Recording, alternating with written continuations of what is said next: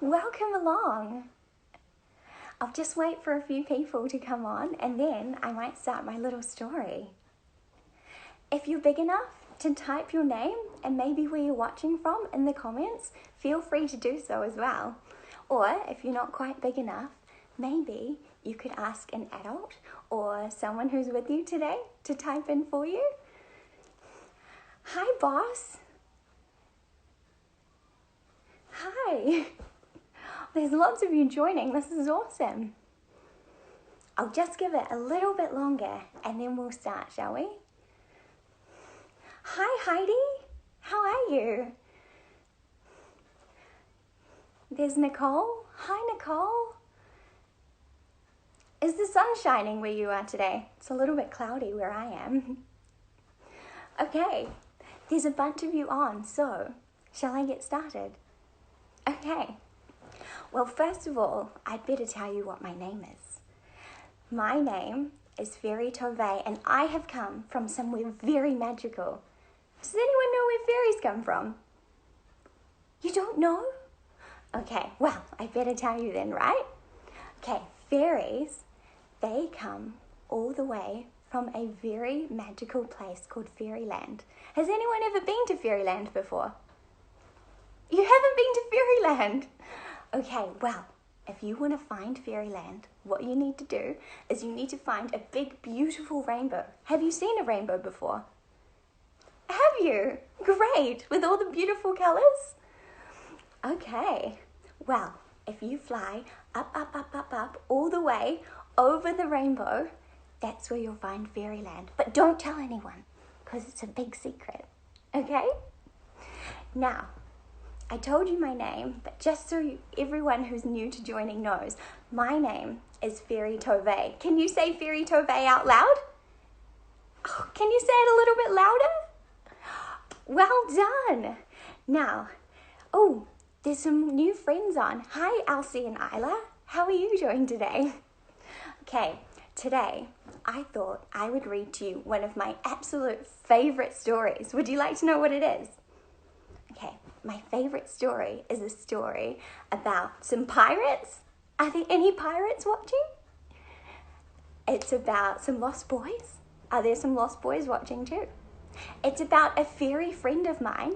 Her name is Tinkerbell. Does anyone know of Tinkerbell? Oh, you do? Do you know how big fairies are, especially ones like Tinkerbell? They are so tiny. Can you make a tiny little fairy with your fingers? They're so small. They're as big as a pinprick of light. That's so little, isn't it? Okay, there's also some children in this story. Are there lots of children watching? Great. Okay, I'm going to start now. Are you all ready? Are you sure? Hi, Aria. Are you snuggled in somewhere nice and cozy? Great. Are you nice and warm? Great. Okay, here we go. Long ago, the Darling family lived in London. Every night, Mrs. Darling told her 3 children, Wendy, John, and Michael, exciting stories about an island with pirates and Indians. Sometimes she felt as though someone else was listening to the stories, and one night she saw him. Mrs. Darling laid a trap to catch the sneaky listener, but she did not catch him.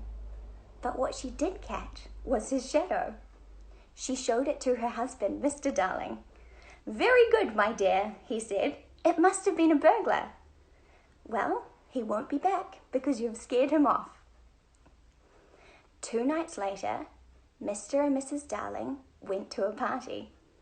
"Oh, Mother," said Wendy, "you look beautiful. When may I wear a dress like that?" "You may wear one when you're all grown up," said Mrs. Darling. "Just don't grow up too fast." Then she and Mr. Darling kissed her children and left. Later that night, Wendy heard someone crying. It wasn't her brother John. It wasn't her brother Michael. It was a boy she'd never seen before. "Why are you crying?" Wendy asked the boys. "My shadow won't stay on anymore," cried the boy. "Well, I can sew the shadow to your feet, said Wendy. But first, tell me who you are. I am Peter Pan, said the boy. Wendy finished sewing on the shadow and Peter Pan leapt to his feet. Thank you, he said. I flew here, and as a reward for helping me, you and your brothers can fly with me to Neverland. It's pretty exciting, isn't it? Has anyone been to Neverland before? Yeah? Some of you have? Some of you haven't? Let's keep reading. As they flew high above the houses, Wendy asked, Why were you at our house, Peter? I like to hear your mother's stories, said Peter. Do you know any stories? Of course, said Wendy. Then you can be mother to the lost boys and tell us stories. Look, Peter pointed. There's Neverland. Tinkerbell, my little fairy friend, she felt jealous. Peter is my friend, she said to herself, not Wendy's. Tinkerbell told the lost boys that Wendy was a giant bird. Peter wants you to shoot it down with arrows, she said. So the lost boys, they knocked Wendy out of the sky. But Peter was furious. The girl was going to be our mother and tell us stories, he told them. The lost boys felt bad. They built Wendy a house to stay in. When Wendy was feeling better, they all set off to rescue Tiger Lily, the Indian princess who had been captured by pirates. Oh no! The captain of the pirates was called Captain Hook. Do you know why he's called Captain Hook? Because he's got a hook for a hand, hasn't he? He hated the Lost Boys, Peter Pan, and the crocodiles. Long ago, he had been holding a clock when a crocodile jumped out of the water and bit off his hand. Now Captain Hook had a hook for a hand, and the crocodile, guess what it sounded like? It sounded just like a clock, didn't it? Can you make the sound of a clock for me? It goes tick-tock, tick-tock, tick-tock, tick-tock. Well done. While Peter and Hook fought, Wendy and the Lost Boys rescued Tiger Lily. Captain Hook slashed Peter with his hook before Peter could get away. Life at Neverland was very exciting, but John and Michael were homesick. We miss Mother, we miss Father, they told Wendy. Wendy said to Peter, We're going home, and the Lost Boys are coming with us. You can come too. No, Peter yelled. Then I would have to grow up. Wendy gave Peter some medicine. This will make your cut better. Make sure you take it. Wendy and the boys left, but they didn't get far. The pirates captured them one by one as they climbed out of the treehouse. Take them to the ship, Captain Hook told the other pirates. Then Captain Hook snuck into the treehouse and he poured poison into Peter's medicine. Oh no. This will be wonderful, Captain Hook told Wendy. The boys shall be pirates and you shall be our mother. Never, Wendy yelled. Peter Pan will rescue us. No, he won't, said Captain Hook. I poisoned his medicine and very soon Peter Pan will be dead. Tinkerbell heard this. I must warn Peter, she said to herself. Tinkerbell sped to the treehouse. She broke the medicine bottle and she told Peter what was happening. We must rescue them, cried Peter. But Captain Hook was very angry at Wendy and the boys. If you will not be our mother and tell us stories, then the boys must walk the plank, he said. But suddenly there was a loud tick-tock, tick-tock, tick-tock. No, cried Captain Hook. It's the crocodile. It's come back to eat the rest of me. I hope the crocodile is hungry, cried Peter Pan as he jumped onto the deck.